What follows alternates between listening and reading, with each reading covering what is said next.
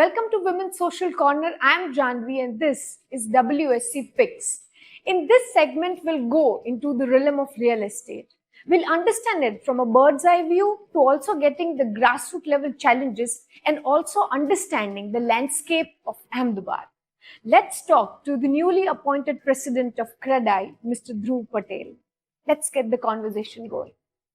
Welcome, Mr. Dhruv, to WSC. Thank you. To start with, tell us what are your key focus areas as the president of CREDAI? What are the three things you're looking at?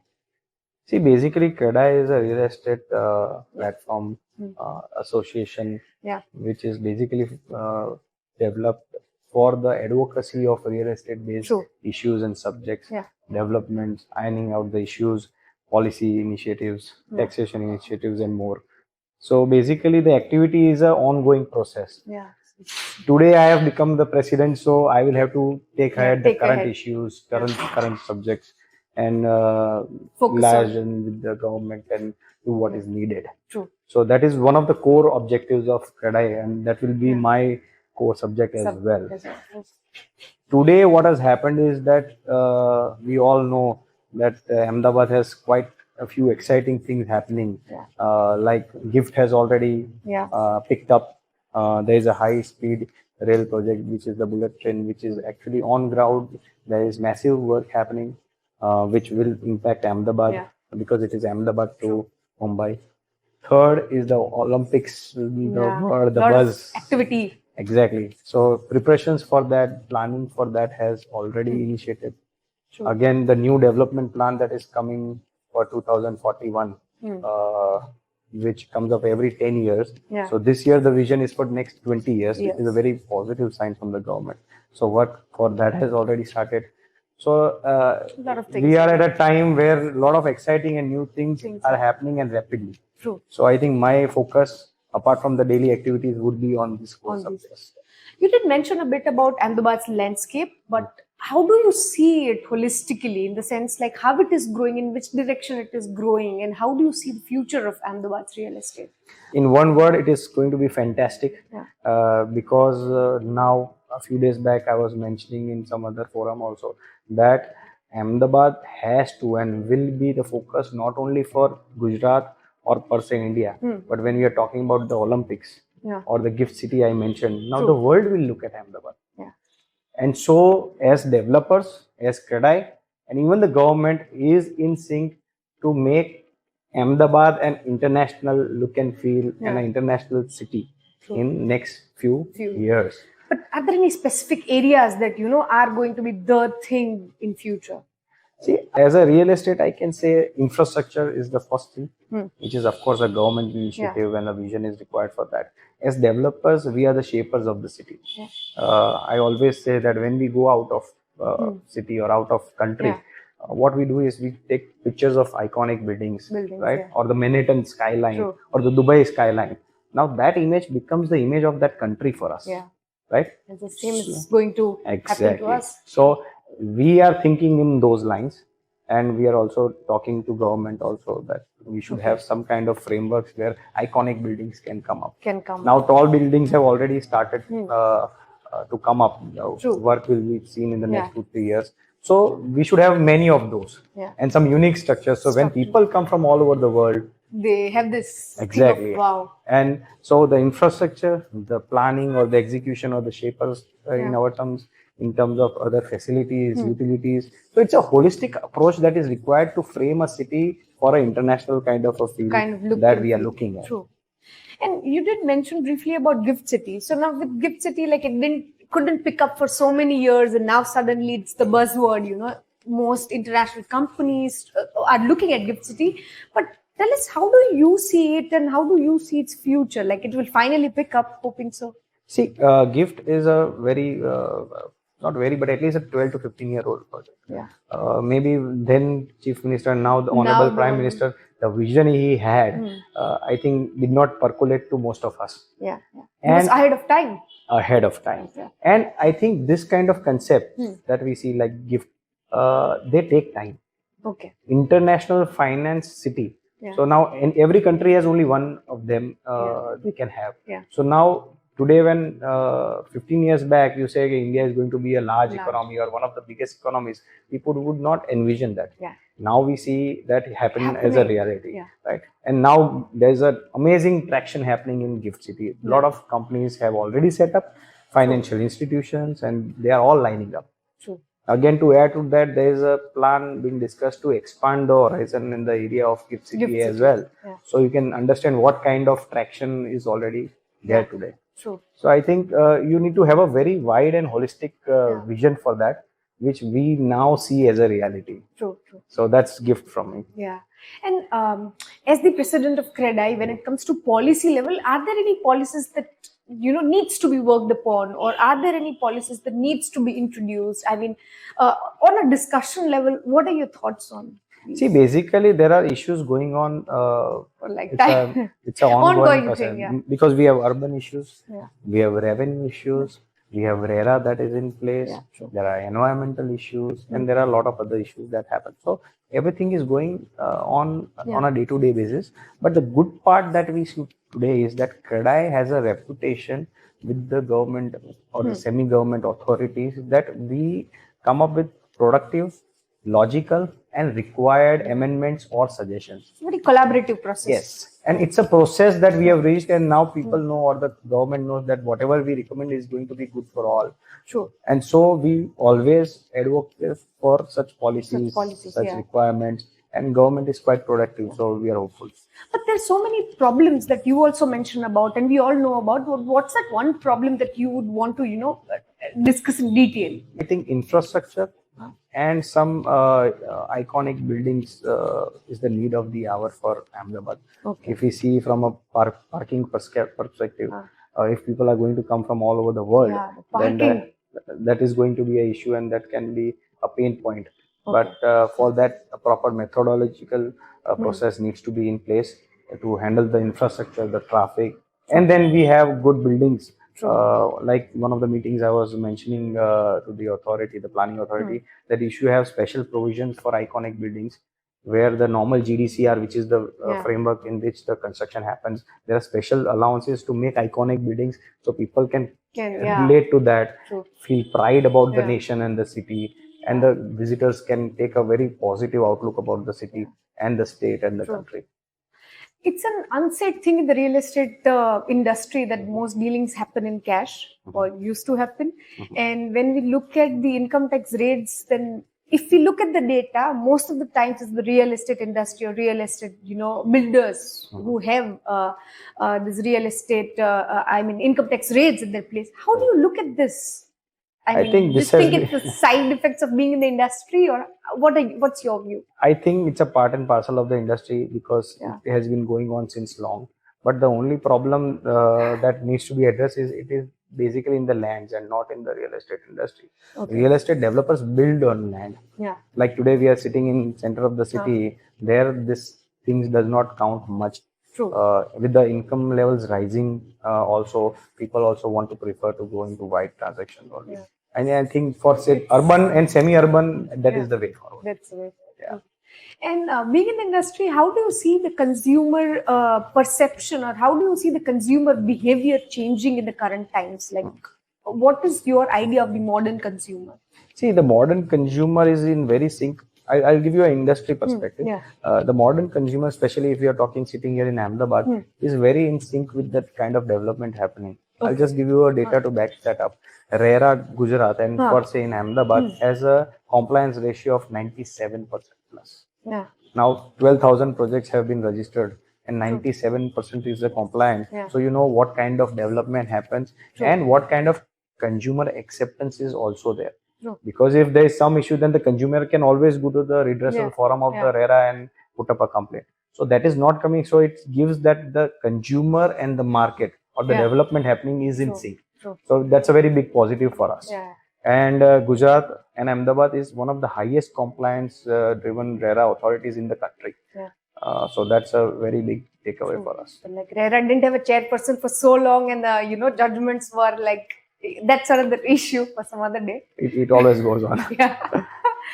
Now tell me, like, about millennials and Gen Z. They don't believe in investing in properties. They believe in going for experiences. So how do you see this? Like, is this a concerning thing for the future of this industry, or like, what's your viewpoint? See, Gen Z, if they buy, it's one of the best investment available options. Like all the millionaires or the billionaires of the world have earned the largest sum given the portfolio they have into real estate. So that is and will always remain, because real estate or land per se is a scarce resource. Once it is consumed, you cannot manufacture it or increase the supply. You have to go far. So land will always be a scarce resource. So the investment or return on investment will always be amazing. But the only thing is you need to have a mindset for a long term. Given the millennium fast return, fast moving, they might not have, and so they are moving on to rental or co-shared living spaces and all. But still, real estate will be in use because they have to stay somewhere. Right? True. So real estate industry is and will always remain. It's just the use type that balance will adjust. True. But otherwise, industry is going to be there. But what are the changes that you see? Like, artificial intelligence is one thing. If you also want to elaborate on how is it impacting the industry, because it is AI is impacting other industries far more than what it's doing to real estate. True, absolutely. Adoption of technology in real estate is very slow per se, and that's not a scenario here. It's a pan-India thing. We had our national president also talking about it. So I see in the next 5 years the way AI or prop tech or data analytics that is coming to mainstream. Real estate has to adapt. I am happy that a few developers from Ahmedabad are already doing so, but it is maybe at a very nascent stage at the moment. But it will change the way we do business for sure. If we see 10 or 15 years back, a very small thing called CRM, right? There was no CRM and everything was manual, reference driven. Now we see a lot of developer or most of them having a CRM or a platform they are working on. So the kind of follow-ups or sales calls and conversions that we require is streamlined and it is helping to a large extent. So these are the things that. So this is already mainstream. So I give you example of what is already mainstream. Now prop tech, AI will further enhance a lot of things in real estate. Next 5 years, I think real estate will see a lot of. What are the things you have to take care now which you didn't have to take care in the earlier times, when you were working on a project? Like, if you could tell us things on the ground level. See, the way construction happens is very traditional. Modern practices, modern tools like manual RCC casting to the premix and the machine factory made the mix and they just pour it. So that evolution is a natural process for any industry. So that will happen in real estate. But I think given the changing times which are very fast, adapting to the change is going to be one big challenge for the real estate sector. Because I said that the adoption of technology is very slow compared to other industries like you mentioned. So being adaptive to the new environment and bringing changes on boarding or the organization is one of the biggest challenges for the real estate industry. Suppose a consumer wants to invest in a property, what are the advices you would give that take care of this, or obviously you should look at this? I think all that advice is taken care of by RERA. Because RERA is in place to ensure that the consumer gets what has been promised. But if you have any observations, Not anything particular, but I think RERA is quite holistic. So people who want to do organized development, it is a boon for them. So it's not just a compliance. It is ensuring that things happen the way it should, and the time, and the consumer gets what they should get at that time. True. And if there is someone aspiring to get into this industry, like you are today, what are the advices you would give? What are the skills one should have? What are the things one should take care of? I think it's a very interesting industry. I always feel that when you go to the site, you have to deal with the labor also, then to the supervisor, and then when the customer comes to buy that house, that can be a business owner or a CEO. So the bandwidth of people you get to interact, or the kind of know-how and the expertise that you develop over a period of time is very exciting for me as a developer. So it's a big strata that you touch. So that's a big boon, I feel. It's an emotion for people also. So that's what I think it's very nice. Second, if somebody wants to come in the real estate industry, they should have a long-term mindset. Okay. Right. If you see a project, the life cycle is 2 years, 3 years, 4 years, or even more depending on the size. Yeah. So I think a long-term mindset is very important for anybody who wants to come in the industry. True. And the most important thing is that the real estate industry, 80% of the industry is residential. 15 to 20% is commercial and others. I'm not considering the industrial part, but the city level urban development. Now 80% homes, small home or a larger home. As a developer, it is your responsibility, or the first thing you should have is that you are fulfilling somebody's biggest dream of life. Right? Buying a home or having a home of your own is the biggest dream. Maybe 5,000 years back also, or even next 5,000 years, having a home of your own is and will always remain the biggest dream. So that emotion, that sentiment has to be there as a developer, that you are servicing somebody's dream. So you have to ensure you better satisfy and make it happen properly. So that's it. We always keep on seeing data on like residentials are doing better, commercial buildings are not doing better. But as an insider, what is your view on, what is more sellable now? As of now, residential, commercial both are doing well. Okay. As of now, when we are sitting now. But there are two things. One, market dynamics do change, demand and supply situations do change. And second, Ahmedabad is a circular development. So if you see one area would do well, the other would not. But expansion or development happens in all areas. So it's very categorical when you try to judge that commercial is doing better here and residential is doing better here. But overall, I think next 10 years, real estate industry is going to do great. And you think both will flourish? Both will do that. Absolutely. True.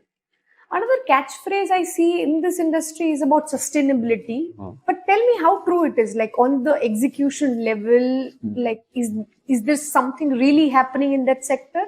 It is a very good question. Because if you see the new GDCR that we have and the kind of buildings that we are making, a platinum or a gold or a silver rated green building, which is sustainable, more livable, more healthy. Green parking and like whatnot. A lot of things, right? And sustainability is the norm now. Okay, so in the next few years, we'll see everything revolve around that. But if you are following the GDCR and making a good building, I think basic level of green building certification you can get anyways. Most of the points, if not all, are taken care of. Say from the kind of ventilation you have, the large windows you should have for the sunlight to save the energy, or the solar panel. Most of the residential complex are having the solar panels for the renewable energy. These are the changes. So that is already happening. So yes, you can always make it better. You can always try and percolate in the type of raw materials that you use.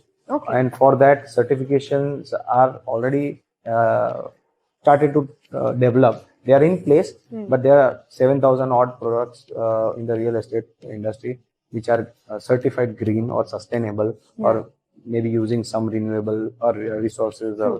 But it's very at a nascent stage. At a very nascent stage.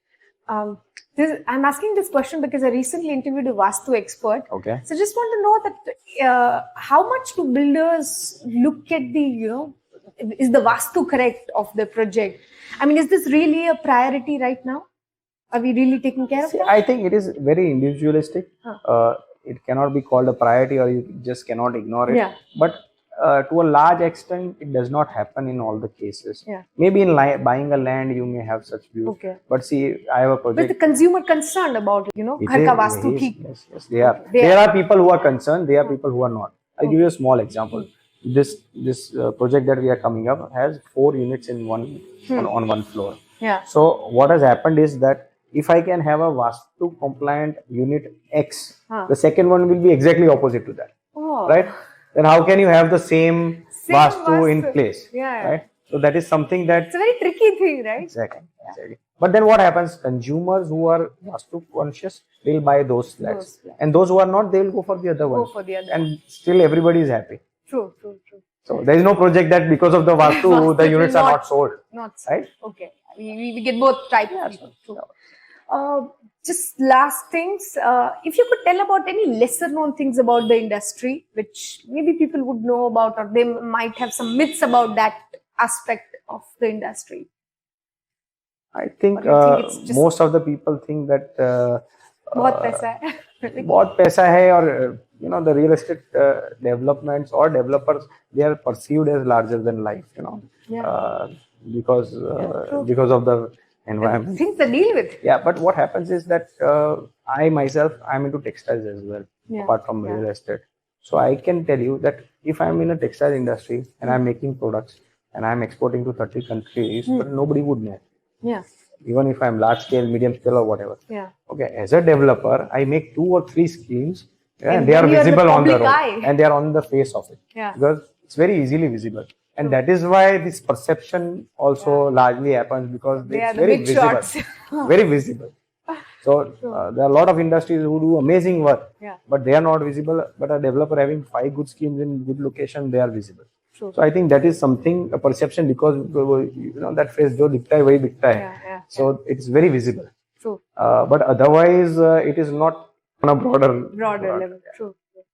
Thank you so much for your time and for sharing the insights. For more such interactions, keep watching Women's Social Corner.